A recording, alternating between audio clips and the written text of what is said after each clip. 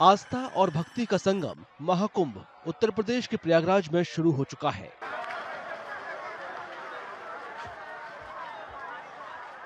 ये दिव्य आयोजन 13 जनवरी से 26 फरवरी तक चलेगा। इन 45 दिनों में करोड़ों श्रद्धालु संगम में स्नान कर पुण्य कमाएंगे। इस बार का ये पूर्ण कुंभ यानी महाकुंभ इसलिए भी खास है क्योंकि नक्षत्रों का ये संयोग 144 साल बाद आया है, जो कि बहुत ही शुभ है।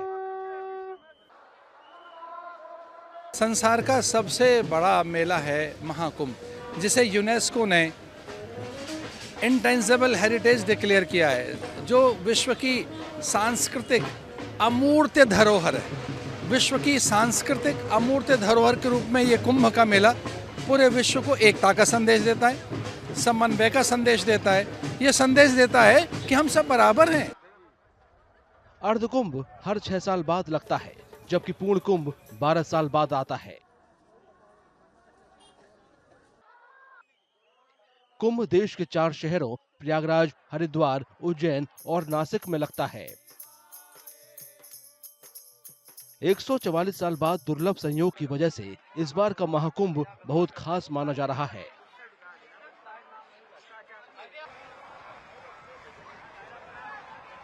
महाकुंभ है, संगम का पावन तट है। 144 साल के बाद ये अवसर आया है, इसलिए इस स्नान को हम व्यर्थ ना जाने दें। ये स्नान केवल स्नान नहीं, बल्कि भीतर के स्नान का भी पर्व है। हजारों साल से सनातन धर्म की सेवा में जुटे साधु संतों ने कुंभ क्षेत्र प्रयागराज में डेरा डाला हुआ है। इनमें नागा साधु कुंभ में खास महत्व रखते हैं। इन नागा साधुओं के दर्शन पाने के लिए दूर दूर से लोग कुंभ क्षेत्र में पहुंचते हैं। महाकुंभ के दौरान साधु ध्यान, योग और अपनी अपनी तपस्या का बल दिखाते हैं और इस पुण्य क्षेत्र में लोगों को आशीर्वाद देते हैं। और कुंभ के बाद ये साधु अपने अपने ठिकानों पर वापस लौटकर अपनी साधना में जुट जाते हैं। जब तक हमारा कुंभ अभी ये कुंभ निकलेगा, अगले कुंभ की तैयारी कर देंगे। हमारा 2027 में नासिक का कुंभ है, उससे 6-8 महीने बाद महाकाल का कुंभ है उज्जैन का। तो अभी से हमारी कुंभ निकल के तैयारी हो जाएगा, बाकी तैयारी चालू। तो कोई अपना कुटिया में ध्यान करेगा, कोई गुफा में करेगा, कोई अपने मठ में करेगा, कोई अखाड़े में करता है। महाकुंभ के दौरान शाही स्नान का बहुत ज्यादा महत्व है। इस महाकुंभ में कुल 6 शाही स्नान हैं।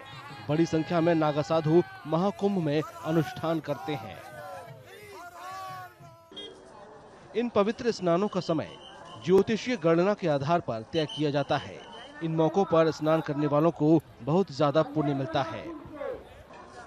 महाकुंभ 45 दिनों तक चलता है। इस दौरान संगम नगरी में आस्था का सैलाब उमड़ता है। जैसे कि मैं सो रहा हूँ तो पिताजी को जगाना है मुझे, तो वो डायरेक्ट उठाने के बजाय, और हिंसा की परंपरा मेरे यहाँ नहीं थी सौभाग्य से, तो वो क्या करते थे कि उस कमरे में आ जाएंगे या बाहर से गुजरेंगे और चौपाई बोलेंगे, प्रात काल उठ गए रघुनाथा